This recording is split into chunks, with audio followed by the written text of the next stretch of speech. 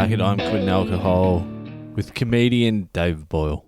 It's fucking Monday again. It's not a bad Monday this Monday for people living in Melbourne, Victoria, Australia, because it's a 4-day weekend, more or less, for the very famous horse race, the Melbourne Cup, that no one outside of Australia has ever heard of. It's the first Tuesday in November you have off. Monday you're meant to work, but no one fucking works. Everyone takes the Monday off, or they do real light fucking duties.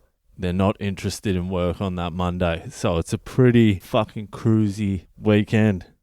And they should all be like this. You should get a 4-day weekend every fucking week. 3-day working week. It's what's going to happen eventually anyway. Once the robots take over, once they take over most of the jobs, there's only going to be very few jobs left for humans. And we're going to have to spread the load. What are the jobs that are even going to be left for humans? Once self-driving cars come in, you're fucked. Because I'd say like 70% of jobs are just someone getting their license and fucking driving their car. Couriers, taxi, Uber driver, truck driver. Alright, I run out of steam. What else is there? Tractor driver, race car driver, tuk-tuk driver. Alright, run out of steam again. I've run out of steam again. Bus driver. Pizza delivery driver. See? Endless. What are they going to do? Anyway, back to my theory. Once the robots take over, there's going to be so few jobs for humans. Everyone's going to have to go part-time. We're going to have to share the work. So you're going to be limited to 3 days of work per week. And that will be just enough to get you by food-wise. You'll be able to buy a couple of kilos of lab-grown meat, and you'll have enough to buy some bootleg alcohol. That'll be enough. You'll have to start a podcast. Everyone will have to start a podcast. Everyone will become artists. There'll be glitter paintings everywhere. None of the art will be good, but everyone will have to be an artist. It'll be a utopia of shit art. The future looks good. What a nightmare. What a fucking nightmare. But we need to go to 3 days a week anyway. I can't deal with anything more than 3. So it's Monday, and on Mondays, I've been talking about shitty jobs I've had. And this week, I'm going to tell you about when I tried to get into the Air Force as a pilot when I was 19. One of the most humiliating experiences of my fucking life. Worse than any fucking bomb I've had in comedy. I was about 19 and I wasn't doing anything with my life. I was just bumming around doing fuck all, drinking and partying. And I had a good idea. I was like, why don't I become a pilot in the Air Force? That way, after about 10 years in the Air Force, I would just be able to leave the Air Force and get a cruisy job at Qantas. So I called up the Australian Defence Force and I'm like, hey, I'm ready. I'm ready to join. Where do I sign up? I want to become a pilot. They're like, yeah, it's a little bit more difficult than that. You got to do some testing. You need to do an aptitude test and some other personality tests. Come down and then we'll decide. So I went in a few weeks later for some testing and I did really well in that round of testing. Personality test, I must have bluffed through that. And then my aptitude test, I did well on that.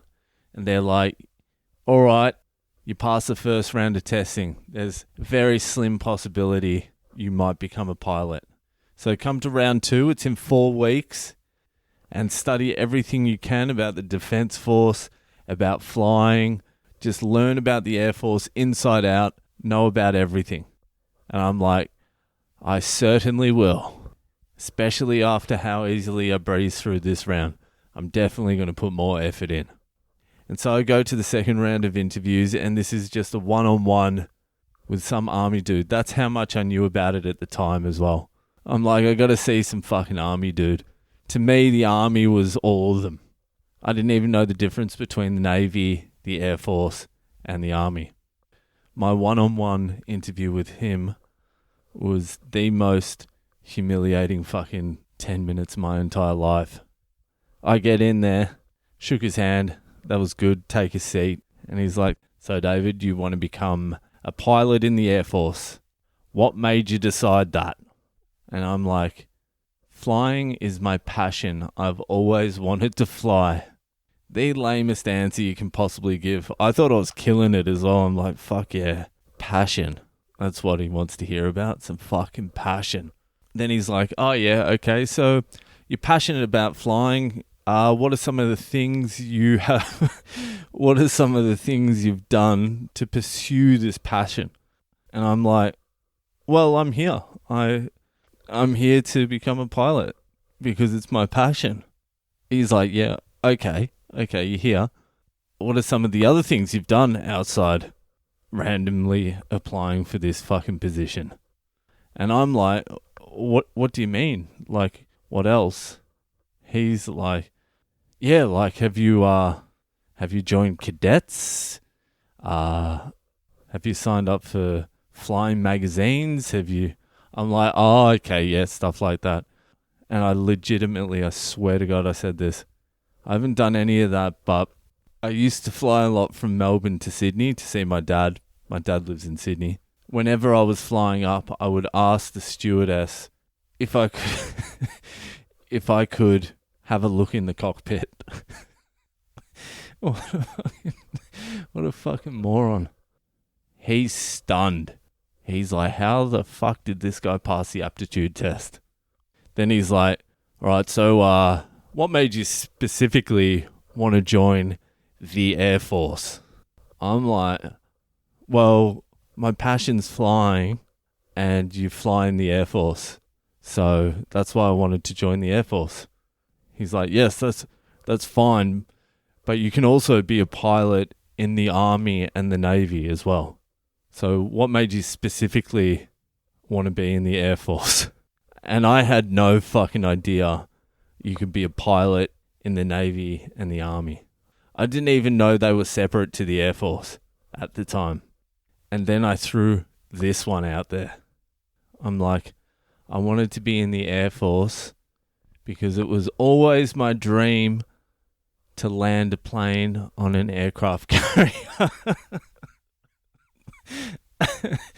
Because it was always my dream to land a plane on an aircraft carrier. And then he threw this at me, which I wasn't expecting. He's like, Australia doesn't have aircraft carriers. I'm like, no. What a fucking moron. Oh, fuck. I'm like, no, I mean when I'm on overseas missions. Oh, fuck.